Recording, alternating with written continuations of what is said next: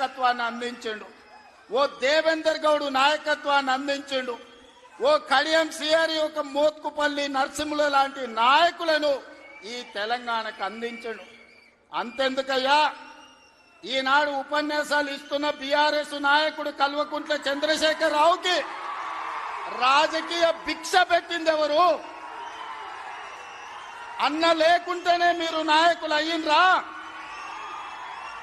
అన్న నీడను బతికిన మీరు అన్నగారి గురించి తక్కువ చేసి మాట్లాడు మీకు మంచిదా? వారే కాదు, వారి పేరు పెట్టుకున్న వాళ్ళు కూడా ఈరోజు నాయకులుగా చలామణి అవుతున్నారు. ఆయన ప్రోత్సాహం ఇచ్చి, ఆయన భుజము తట్టి, ఆయన అవకాశం ఇచ్చిన ఓ తుమ్మల, ఓ మండల, ఓ మండవ, ఓ జానా, ఓ మాధవరెడ్డి, ఓ దేవేందర్ గౌడ్, ఓ కడియం సిఆరి, ఓ మోత్కుపల్లి నరసింహులే కాదు, తెలంగాణలో నాయకత్వాన్ని వహిస్తున్న కల్వకుంట్ల చంద్రశేఖరరావును కూడా ఎన్టీ రామారావు గారికి గుర్తించే రాజకీయ అవకాశాలు కల్పించిన సంగతి ఎవరు మరవద్దు. ఇది చరిత్ర. ఇంకొంతమంది ఆయన పేరు మీదనే చలామణి అవుతున్నారు. కొంతమంది నకిలీలు ఎప్పుడు ఉంటారు. వాళ్ళ ఆలోచనలు ఎట్లుంటాయో కూడా మనం చూస్తున్నాం. అందుకే ఇవాళ మిత్రులారా, ఈనాడు మేము అందిస్తున్న ఇందిరమ్మ ఇల్లు కావచ్చు, ఆనాడు ఎన్టీఆర్ గారు మొదలుపెట్టిన పక్కా ఇళ్ల పథకమే ఈనాడు ఇందిరమ్మ ఇళ్ల పథకం అని నేను ఈరోజు గర్వంగా చెప్పదలుచుకున్నా. ఈనాడు 3,24,00,000 మంది సన్న బియ్యం ప్రతి పేదవాడు దళిత వాడల్లో అన్నం తింటున్నాడంటే, సంటి పిల్లలకు బుక్కెడు పువ్వ తినిపిస్తున్నారంటే ఆ స్ఫూర్తి వెనకాల అన్న 2 రూపాయల కిలో బియ్యం పథకం ఉన్నదని నేను ఈరోజు చెప్పదలుచుకున్నా. ఇవాళ మేము ఇందిరమ్మ చీరలు ఇస్తున్నాం ఆడబిడ్డలకు. పండుగ పూట నాడు పెట్టే మేము చీర సారెగా భావించి ఈనాడు పాలపిట్టల లెక్క ఈరోజు మా ఆడబిడ్డలు చీర కట్టుకుంటున్నారు. దీనికి స్ఫూర్తి ఆనాడు ఎన్టీఆర్ జనతా వస్త్రాలు పేదవాళ్ళకు అందించి కూడు గుడ్డ నీడ అని ఎన్టీఆర్ ఏదైతే ఆలోచన చేసిండో ఆ స్ఫూర్తి ఈనాడు మా ప్రభుత్వంలో అమలు చేస్తున్న సంక్షేమ పథకాలలో కనిపిస్తుంది. మీరు ఒక్కసారి ఆలోచన చేయండి.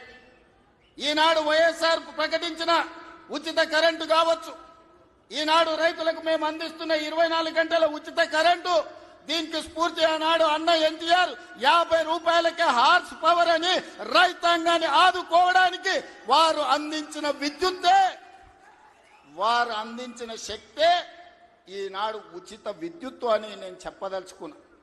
ఇవాళ మిత్రులారా, ఆనాడు ఎస్సీల కోసం, ఎస్టీల కోసం, మైనారిటీల కోసం అమ్మ ఇందిరమ్మ పాటుపడితే బలహీన వర్గాల కోసం అన్న ఎన్టీఆర్ పాటుపడ్డాడు.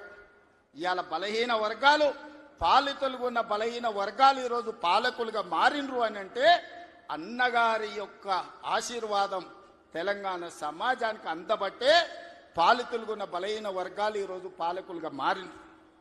ఒకనాడు గ్రామాలలో పటేలు పట్వారి వ్యవస్థ ఎంత బలంగా ఉండేనో, వాళ్ళ చేతుల్లో తెలంగాణ నలిగిపోతుంటే ఎన్టీ రామారావు గారు పటేల్ పట్వారి వ్యవస్థను రద్దు చేసి పేదలకు విముక్తి కలిగించిన చరిత్ర ఈ ప్రాంతంలో ఉన్నది.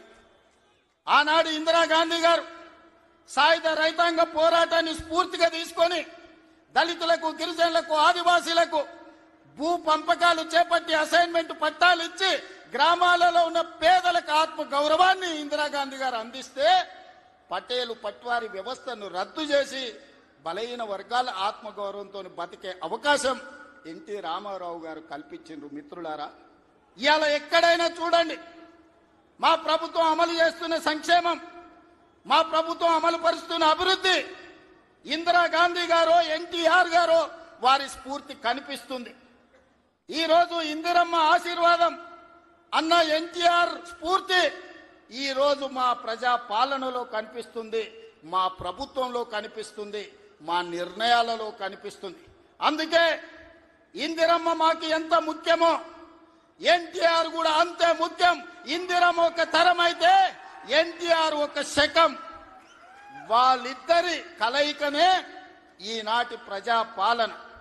ఈ ప్రజాపాలన ప్రజలకు అందుబాటులో ఉంది అనంటే ఒక ఇందిరమ్మ స్ఫూర్తి, ఒక ఎన్టీఆర్ యొక్క ఆలోచన విధానం ఈనాడు మేము అమలు చేస్తున్నాం. మిత్రులారా, ఇవాళ మా నిర్ణయాలు మీరు చూసిండ్రు. ఆడబిడ్డలకు ఆర్టీసీలో ఉచిత బస్సు కావచ్చు, ఆడబిడ్డలకి ఈరోజు అదానీ అంబానీలతో పోటీ పడి సోలార్ పవర్ విద్యుత్ ఉత్పత్తి కావచ్చు, ఆర్టీసీలో ఉచిత ప్రయాణమే కాదు, ఆర్టీసీ 1000 బస్సులు ఆడబిడ్డలను యజమానులను చేసి ఈ రోజు వాళ్ళని వ్యాపారాలలో రాణించే విధంగా చేసినాం.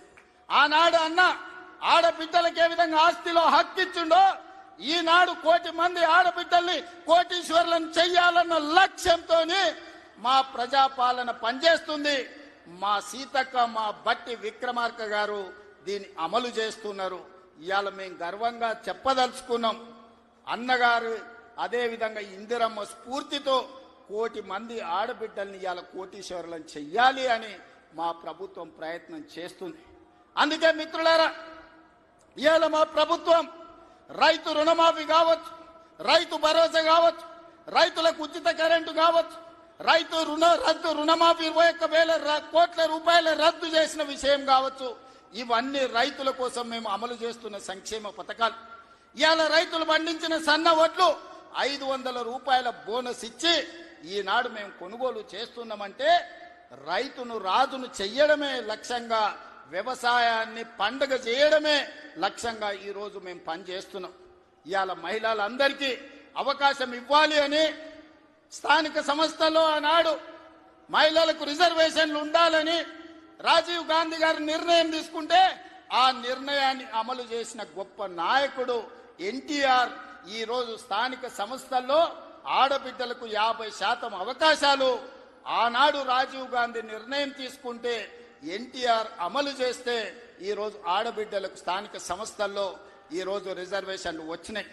ఆ స్ఫూర్తితో ఈనాడు శాసనసభలో, లోక్సభలో మహిళలకు రిజర్వేషన్లు ఉండాలి, 33% ఇవ్వాలి అని ఈ వేదిక మీద ఉన్న మేమందరం కట్టుబడి ఉన్నాం.